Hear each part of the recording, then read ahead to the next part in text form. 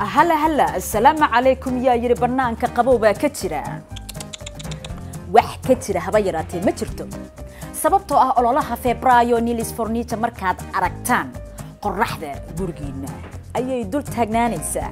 Nilis Furniture Design waxay idin haysaa adeeg raaxo leh midab qurxoon oo aad idin raali gelin doona misna casri ah isoo raac oo ila araga ololaha cajiibka ah ee aanu ugu talagalnay bishan Febraayo aku qaada miiska TV-ga 99 pound ha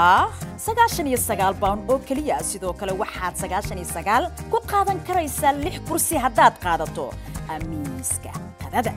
mudanayaal iyo marwooyin hamoogaanina ololaha bisha Febraayo ee qiimo jabinta aanu ku sameynay ballanteenu waa Nilis Furniture Design N90PD